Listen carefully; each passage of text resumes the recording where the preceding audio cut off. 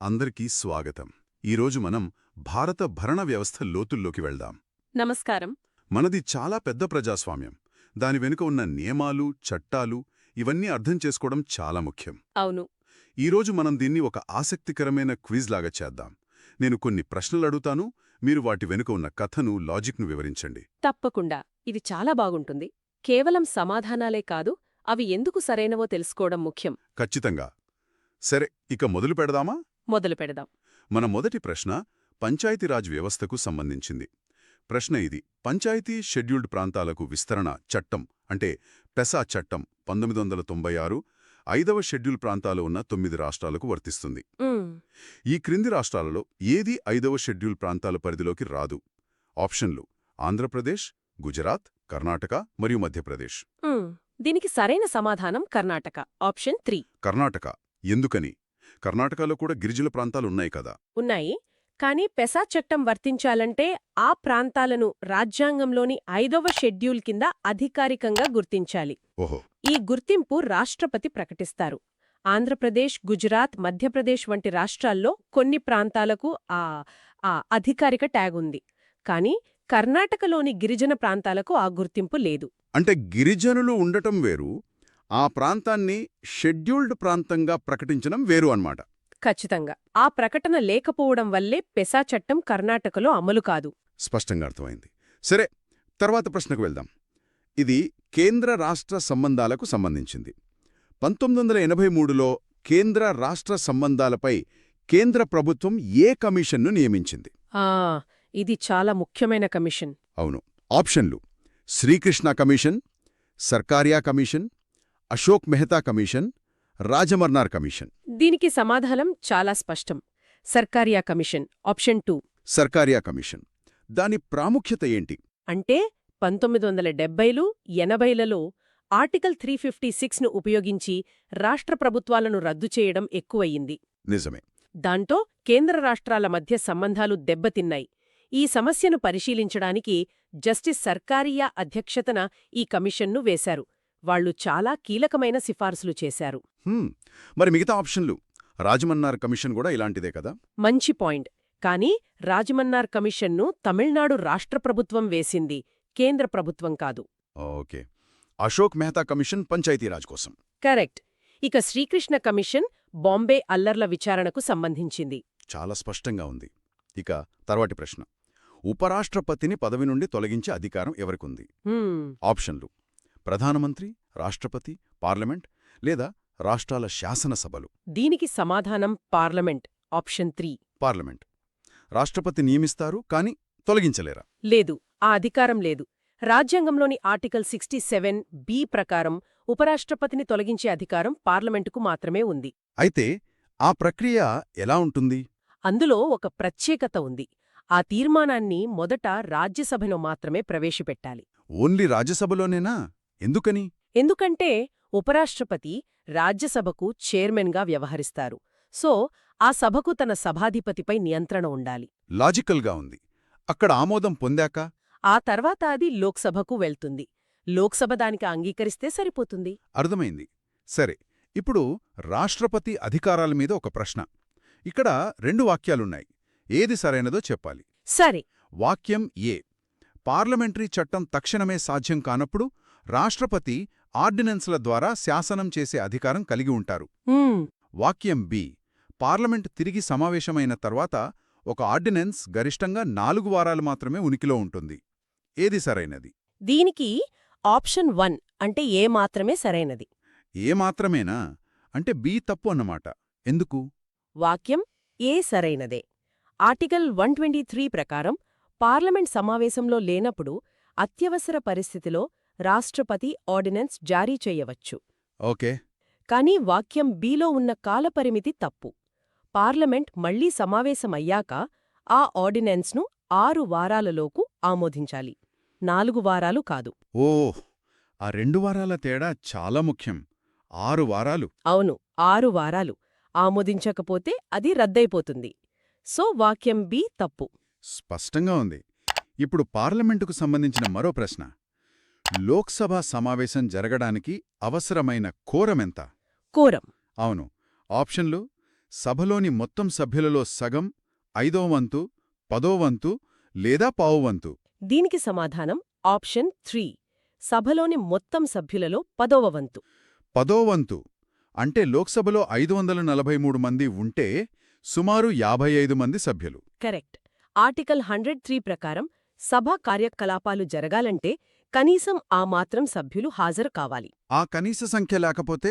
Speaker సభను వాయిదా వేస్తారు లేదా కోరం పూర్తి అయ్యే వరకు సభను నిలిపివేస్తారు. అంటే కొద్దిమంది సభ్యులు దేశానికి సంబంధించిన నిర్ణయాలు తీసుకోకూడదు అనే ఉద్దేశమన్నమాట. ఖచ్చితంగా. అదే ప్రజాస్వామ్య సూత్రం. అద్భుతం. ఇప్పుడు కొంచెం చరిత్రలోకి వెళ్దాం. పోటీ పరీక్షల ద్వారా ఇండియన్ సివిల్ సర్వీస్ ICS కు ప్రత్యక్ష నియామక వ్యవస్థను ఏ చట్టం ప్రవేశపెట్టింది? ఇది చాలా ఆసక్తికరమైన ప్రశ్న. ఆప్షన్లు: చార్టర్ చట్టం 1813, చార్టర్ చట్టం 1853, భారత ప్రభుత్వ చట్టం 1858, చార్టర్ చట్టం 1833. సరైన సమాధానం చార్టర్ చట్టం 1853. ఆప్షన్ 2. 1853. దీనివల్ల వచ్చిన మార్పేంటి? అప్పటి వరకు ICS ఉద్యోగాలన్నీ పలుకుబడితో, సిఫారసులతో ఇచ్చేవారు. దాన్ని ప్యాట్రనేజ్ సిస్టమ్ అనేవారు. ఓకే. 1853 చట్టం మొదటిసారిగా ఆ విధానాన్ని రద్దు చేసి అందరికీ అందుబాటులో ఉండేలా బహిరంగ పోటీ పరీక్షలను ప్రవేశపెట్టింది. అంటే మెరిట్ ఆధారిత నియామకాలు అప్పుడే మొదలయ్యాయి. అవును. మెకాలే కమిటీ సిఫారసుల మేరకు ఈ మార్పు జరిగింది. ఇది భారతీయులకు కూడా ఒక అవకాశం ఇచ్చింది. అర్థమైంది. ఇప్పుడు రాజకీయ పార్టీల గురించి. క్రింది వాటిలో ఏ రాజకీయ పార్టీ దాని ఎన్నికల గుర్తుతో సరిగ్గా జతపరచబడలేదు? సరే.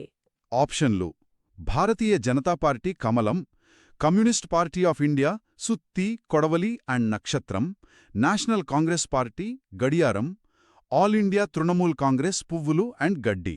ఇందులో సరిగ్గా జతపరచబడనిది ఆప్షన్ 3. నేషనల్ కాంగ్రెస్ పార్టీ గడియారం. కాని గడియారం గుర్తున్న పార్టీ ఉందిగదా? ఉంది. కాని ఇక్కడ పేరులో చిన్న తేడా ఉంది. ఆ పార్టీ అసలు పేరు నేషనలిస్ట్ కాంగ్రెస్ పార్టీ, NCP. ఓహో, నేషనలిస్ట్. ఇక్కడ నేషనల్ అని ఇచ్చారు. అవును. ఆ ఒక్క పదం తేడా వల్ల ఈ జత తప్పు. ఇది వివరాలను ఎంత జాగ్రత్తగా గమనిస్తామనే దానికి ఒక చిన్న పరీక్ష లాంటిది. నిజమే. ఆ చిన్న తేడా చాలా ముఖ్యం. సరే, తర్వాతి ప్రశ్న.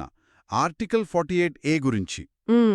రాష్ట్రం పర్యావరణాన్ని పరిరక్షించటానికి మరియు మెరుగుపరచడానికి ప్రయత్నించాలి అని చెప్పే ఈ ఆర్టికల్ను 1976లో దేనికి జోడించారు? 42వ సవరణ ద్వారా. అవును.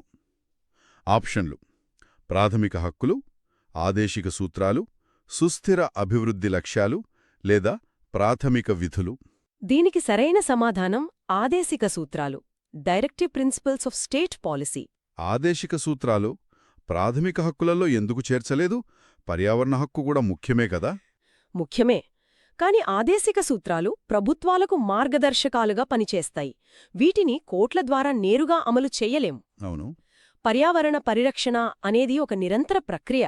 దానికి ప్రభుత్వ విధానాలు, వనరులు కావాలి. అందుకే దీనే ఒక లక్ష్యంగా, ప్రభుత్వానికి ఒక నిర్దేశంగా ఆదేశిక సూత్రాల్లో చేర్చారు. ఆసక్తికరంగా ఇదే సవరణతో పౌరుల ప్రాథమిక విధులలో కూడా పర్యావరణ పరిరక్షణను చేర్చారు కదా? కరెక్ట్. ఆర్టికల్ 51AG కింద. అంటే ఇది ప్రభుత్వ బాధ్యత, అలాగే పౌరుల విధి కూడా. చాలా బావుంది. ఇప్పుడు ఇంకొక కమిటీ గురించి.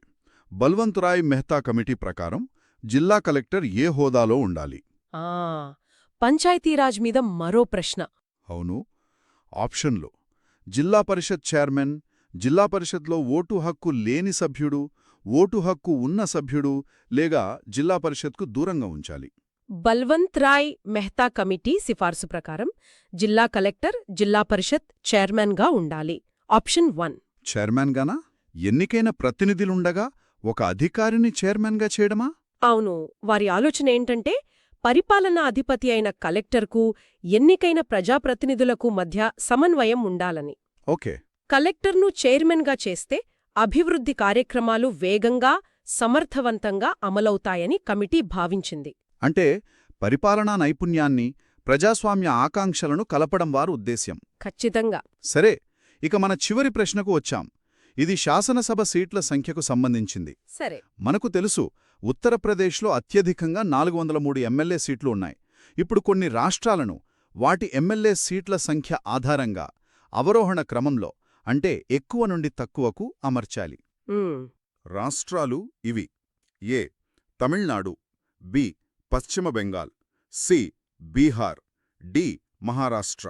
సరైన క్రమం ఏది? ఉమ్. దీనికి కొంచెం అంకెలు గుర్తుండాలి. పశ్చిమ బెంగాల్లో 294 సీట్లున్నాయి. ఓకే, బి మొదట. మహారాష్ట్రలో 288, అంటే బి తర్వాత డి. B D. ఆ తర్వాత తర్వాత బీహార్ 243 సీట్లు, చివరగా తమిళనాడు 234. అంటే సరైన క్రమం బి డి సి ఏ. అవును, ఆప్షన్ 3 సరైనది. ఈ సంఖ్యలు ప్రధానంగా ఆయా రాష్ట్రాల జనాభా ఆధారంగా నిర్ణయించబడతాయి. అద్భుతం.